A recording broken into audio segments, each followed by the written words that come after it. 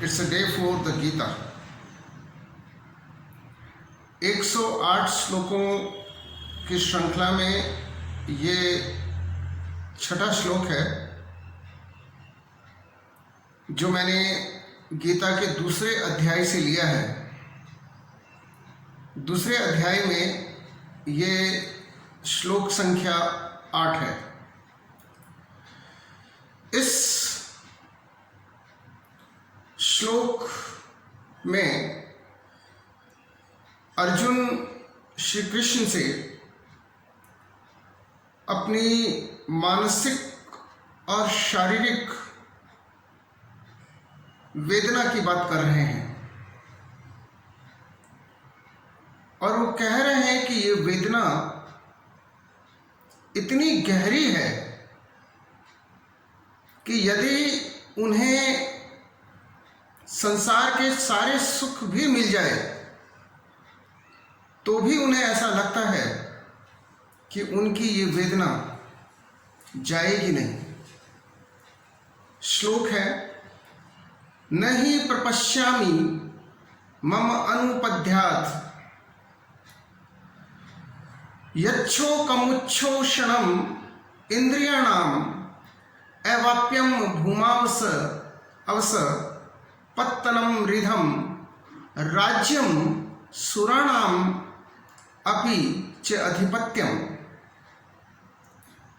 हे मधुसूदन, मेरी इंद्रियां सूखी जा रही है, मैं निस्तेज हो चुका हूं, मेरे शरीर के अंग प्रत्यंग ढीले पड़ चुके हैं और मैं इतनी गहरी वेदना में हूं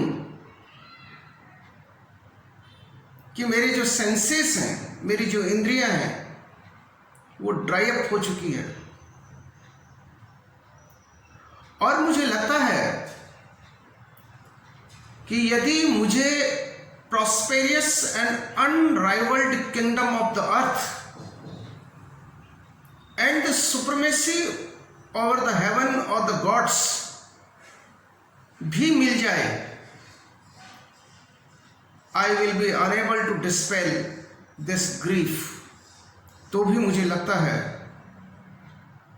कि मैं इस पीड़ा से, इस वेदना से मुक्ति नहीं पा सकूंगा।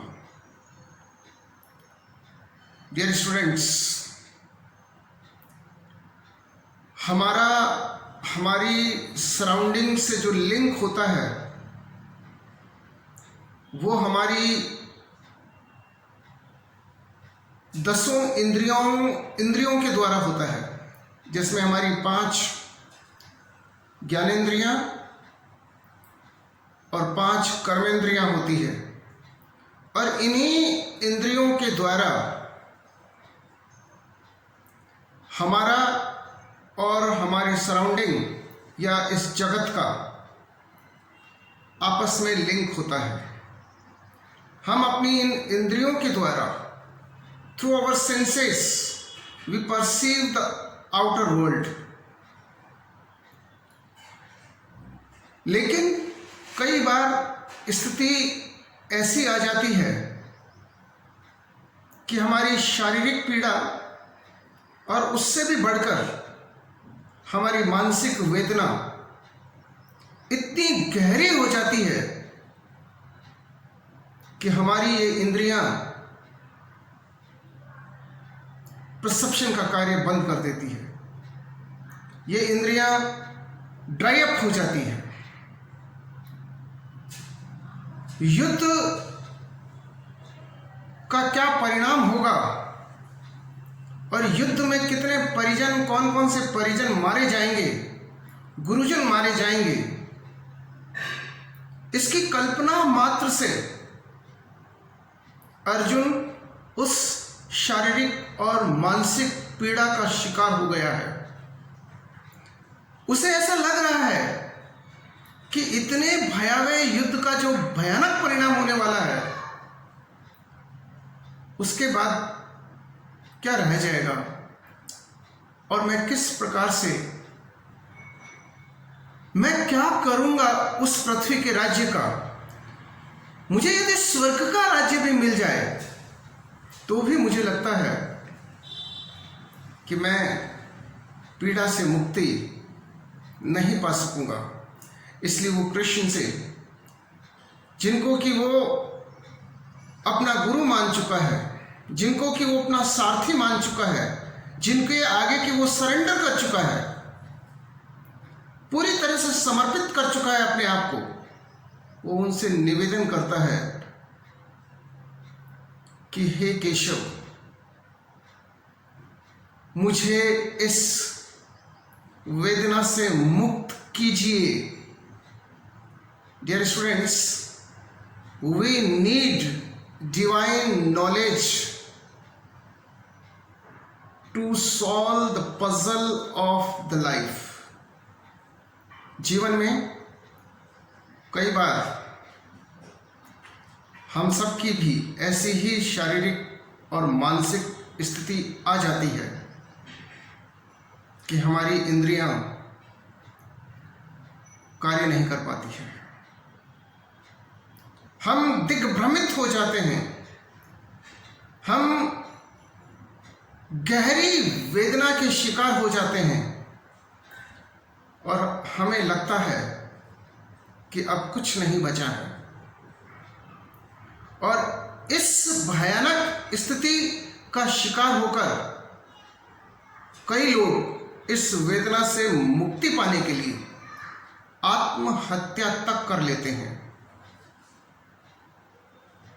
इस प्रकार की वेदना, जिस प्रकार की वेदना का शिकार अर्जुन है, हम सबको भी जीवन में होना पड़ता है।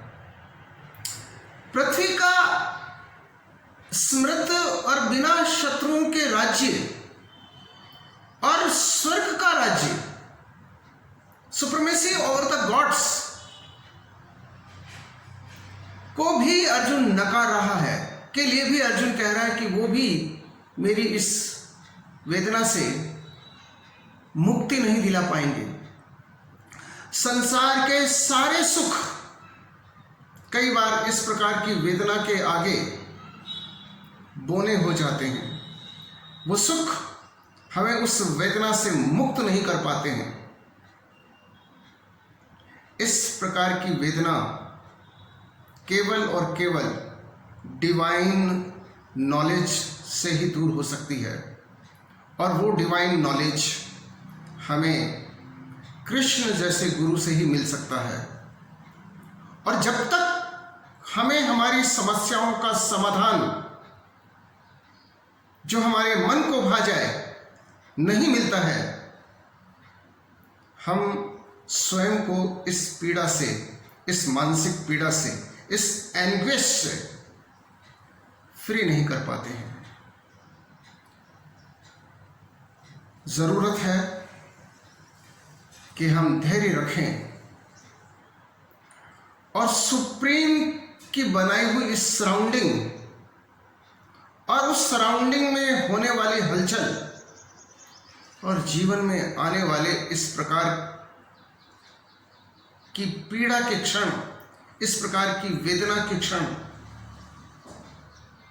हम समझ पाए, और through the divine knowledge, through the spiritual knowledge, through the true knowledge,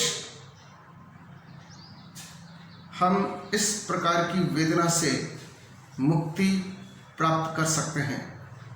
जैसा कि हम जानते हैं कि किस प्रकार इस वेदना से मुक्त होकर अर्जुन अपने कर्तव्य पालन के लिए तैयार हो जाता है। हमें भी इस प्रकार के पलों से, इस प्रकार के लम्हों से, इस प्रकार के क्षणों से, जब हम गहरी वेदना में होते हैं, धैर्य रखना चाहिए। And through the divine knowledge, through the true knowledge, we have to overcome this kind of grief.